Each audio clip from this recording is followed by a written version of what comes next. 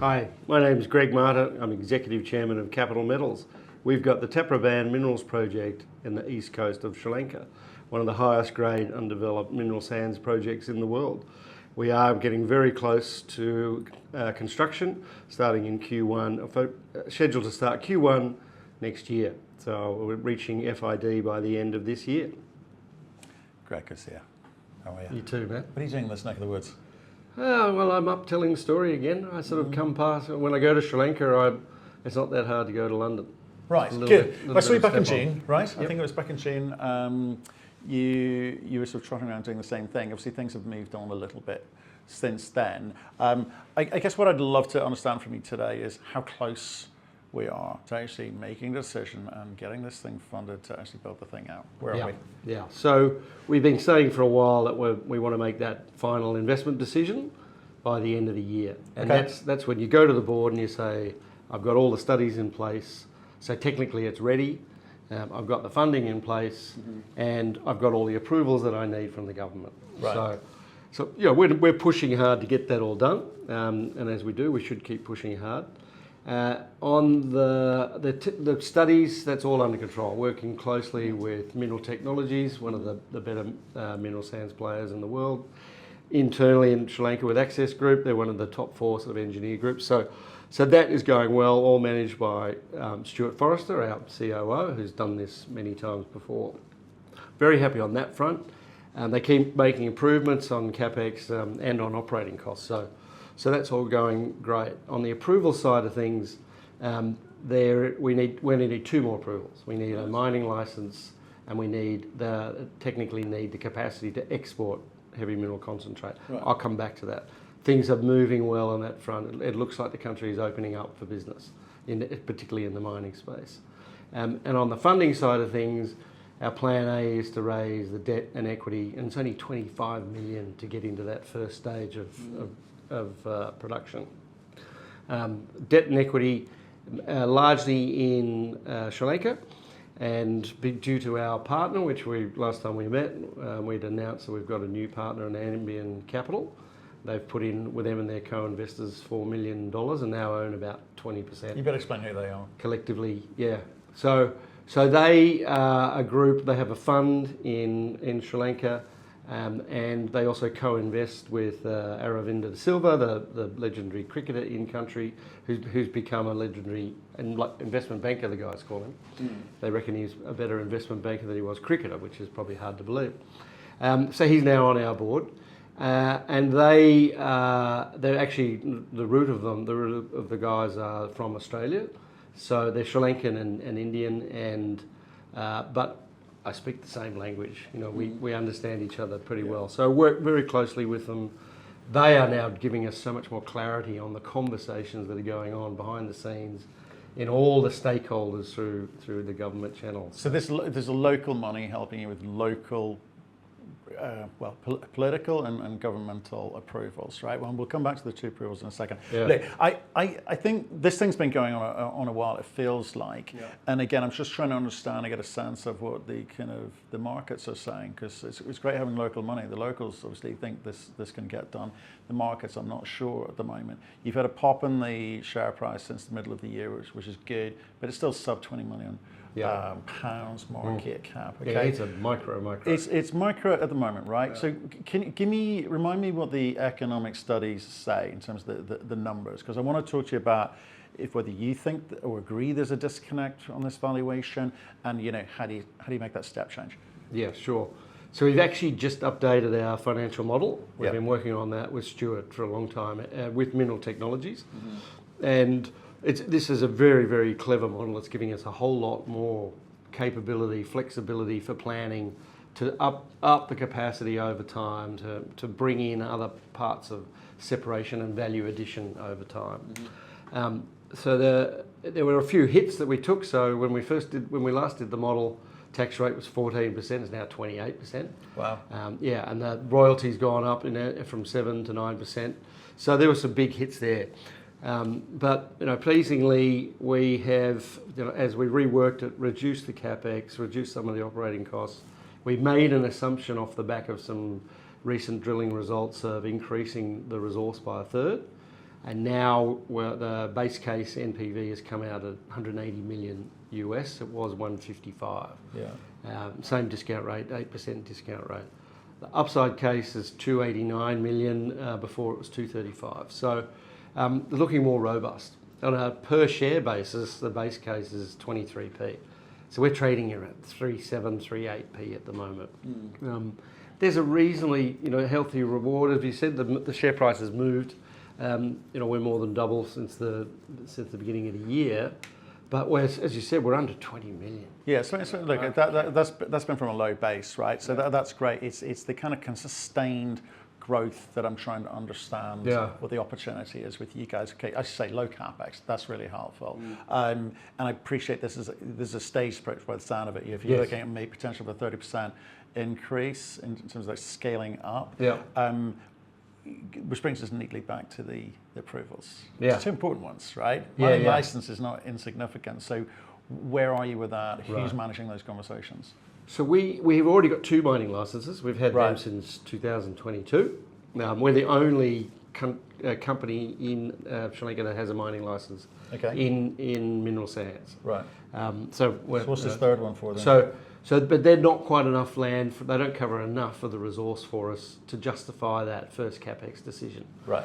And this is on the 10-year life of mine. Yeah, this is. Right. Okay. Even though it's only $25 million, we actually want to see that we're going to have at least 4 years of mining from the licenses that we have at the time of starting construction. It's a 60-kilometre strike length. We've got over 500 landowners.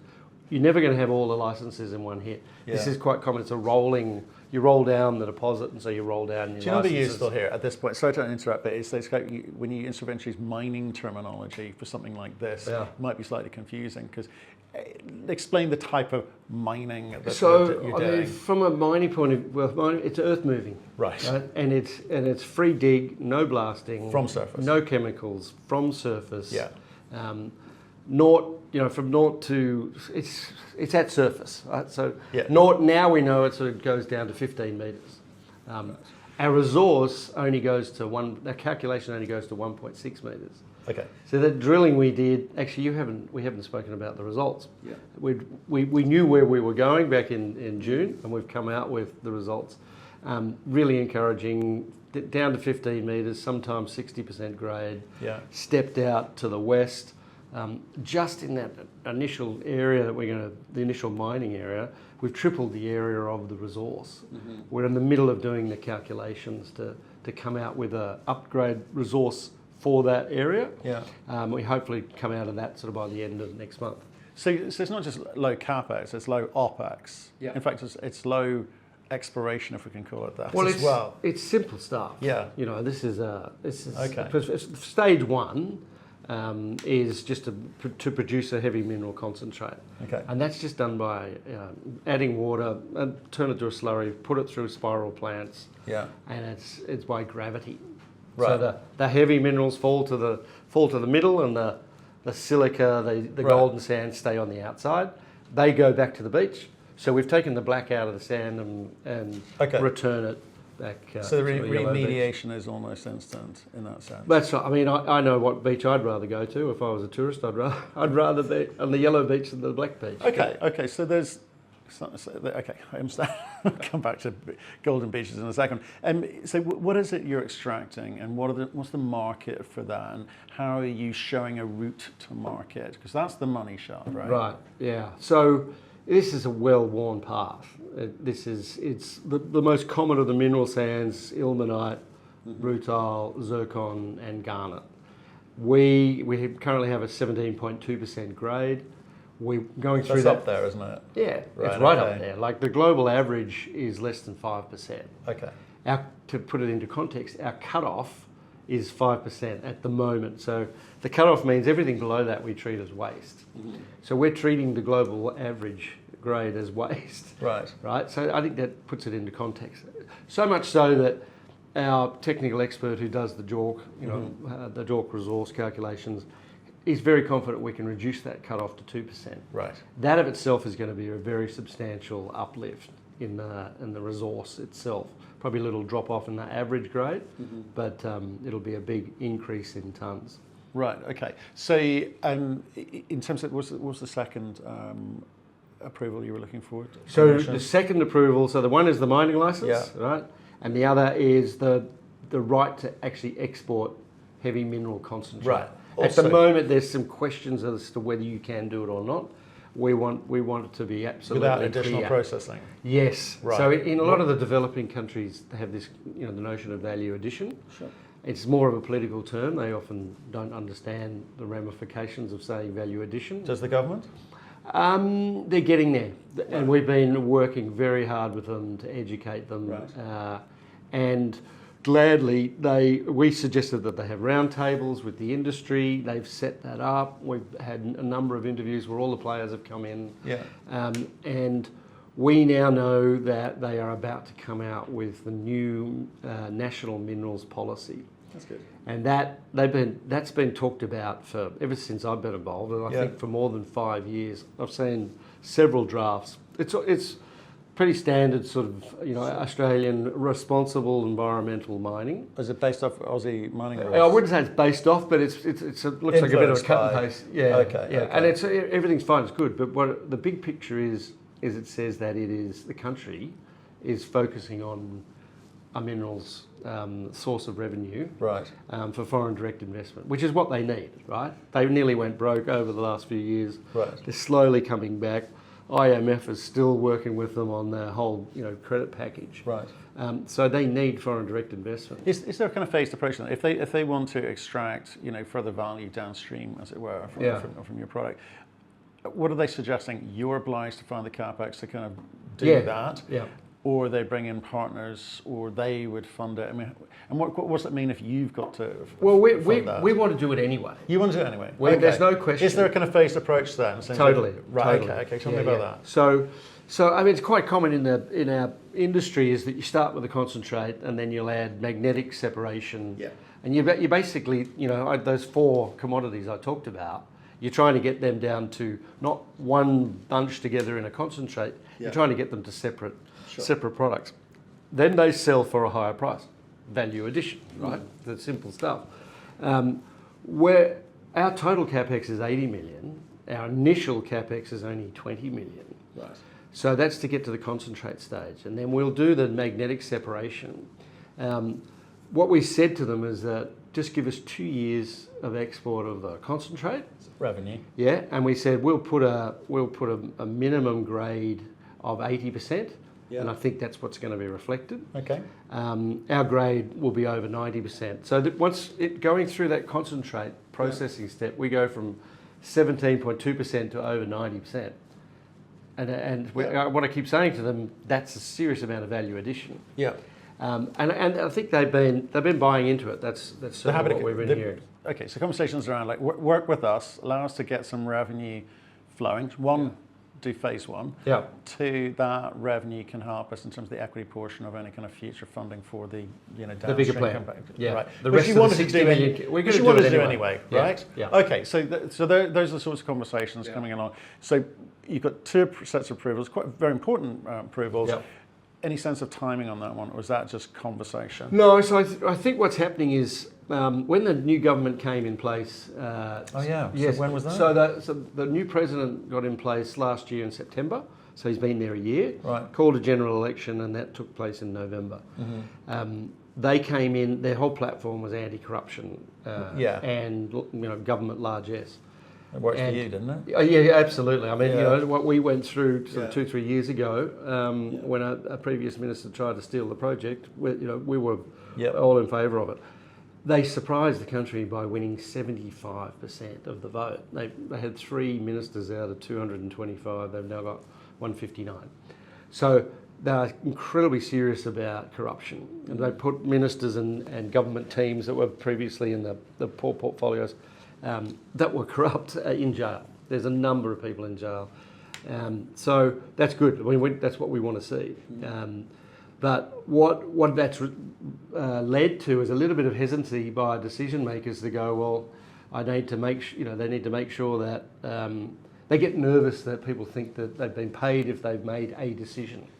So what we've been waiting for is this top-down, the new policy, and it's saying we're open for business in mining.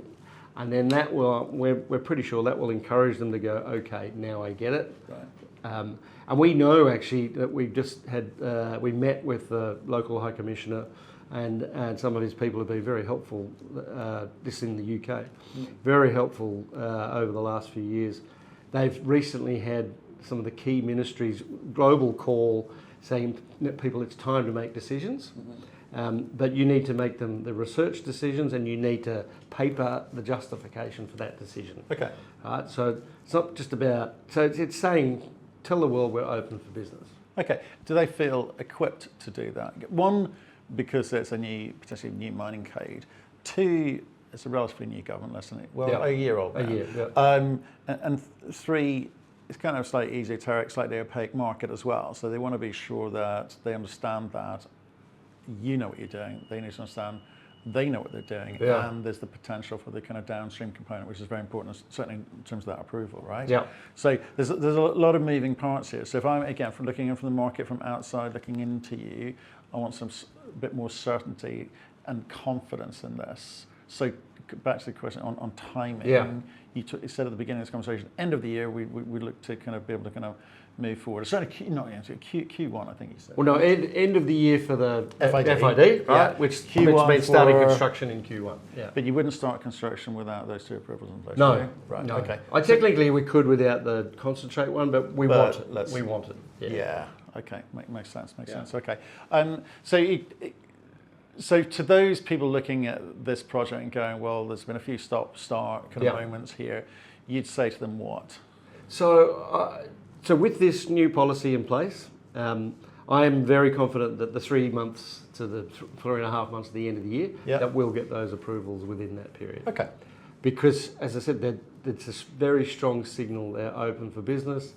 We know there are movers and shakers in that, the ministry and the portfolios that are pushing very hard.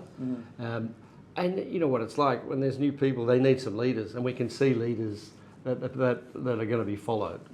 And we can certainly see some of the portfolios are really pushing for this to happen. Okay, so let's talk about the kind of build and ramp up. Okay, so for the mining license, yeah, that is, we've ticked every single box. It's ready to go. It's basically sitting in the, the Director General's in tray. End of the year. Yeah. No problem. I know.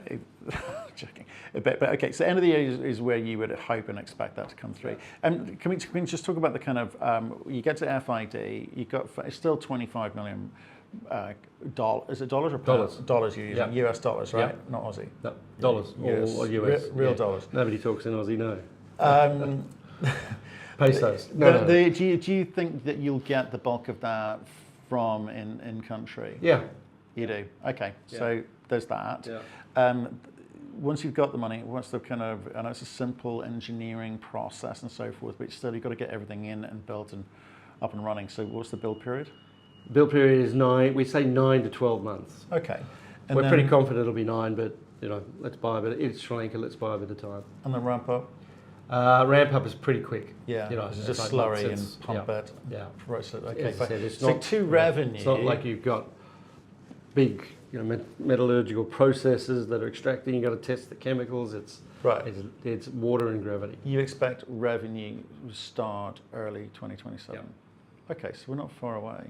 And just back to those economics in terms of kind of cash flow, what does that look like again? So in that first stage, in the concentrate stage, very rough, sort of 35, 40 million revenue at less than 20 million of costs.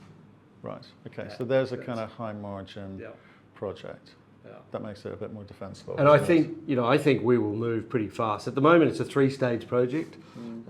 Assuming that all the right indicators are in place and they keep that mining license process going, I think we'll probably go from stage 1 to stage 3 quite quickly. But we've got the capacity to phase it if we need to. What about the competition? What's everyone else doing? Obviously, lower margin because they've got lower grade. Yeah. But they're bigger. What happens if they kind of ramp up? What does that do for the marketplace? What does it do for you? No, at the moment, there's actually a bit of a headwind. There's a bit of slump. It's not a sexy product. Right? Most of what we do goes into pigment. No, I mean the word itself. It goes into pigment, which goes into paints, goes into ceramics. There are some titanium metal uses, some aeronautical uses, but if somebody tells you mineral sands, unless it's got some monazite, the rare earths, is a great critical minerals play. No, I'm not going to play that. What are your plans? You took in the presentation about garnets, and is that a serious consideration at this stage? Our garnet, is tested as being incredibly hard, right particle size. It's definitely adding more value. We haven't priced it all in yet. It's not all of it's priced in the numbers. Okay. So we just need to get to separating out that garnet to have a separate saleable product is a little bit further down the track, but it's something up our sleeve a little bit at the moment. Okay. Well, look, it sounds like you're confident about how things are moving in country. FID at the end of the year would be a fantastic point. Yeah. When do you get confirmation around funding? Because those conversations are clearly happening. So, what's well, I'm heading to Sri Lanka tomorrow night. I'll be there for 10 days, and a lot of the focus will be with the banks and with some of the PE type money, ultra high net worth type money. Okay.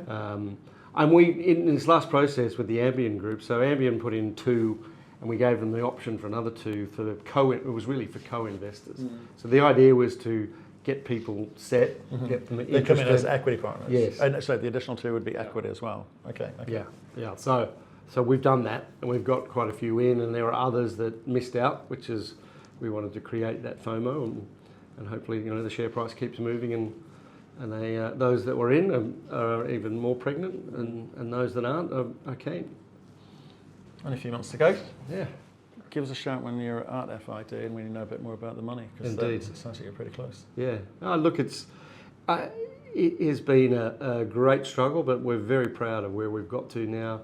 I think the team that we've got, the new hires that we've made, Stuart on board, we just keep ticking the boxes. We're a little bit surprised, that we're still as undervalued as what we are, but we will just get on with it. We'll get to that FID. At that point in time, once you start construction, this thing is pretty much de-risked. So that's not far away.